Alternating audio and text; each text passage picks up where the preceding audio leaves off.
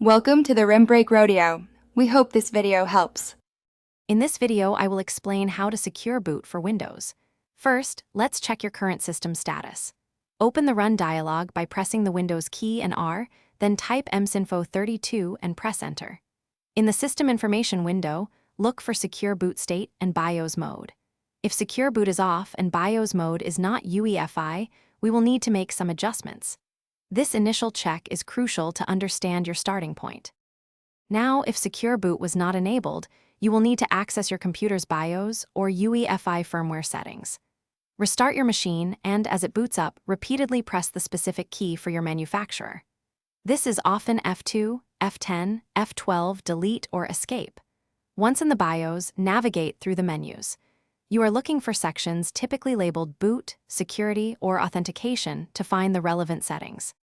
Within your BIOS or UEFI settings, find the Secure Boot option. It might be nested under a Boot or Security tab. Once located, change its status from disabled to enabled or on. Sometimes, you might first need to enable UEFI boot or disable CSM or Legacy Boot for Secure Boot to become available. After making this change, be sure to save your modifications and exit the BIOS to restart your computer. Finally, after your computer restarts, it is important to verify that Secure Boot is now active. Reopen System Information by typing msinfo32 in the Run dialog. Confirm that Secure Boot State now shows on or enabled.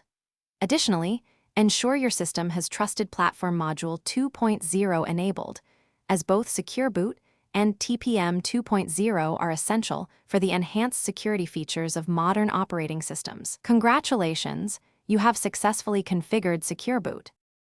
Thanks for watching. Consider subscribing if we helped you.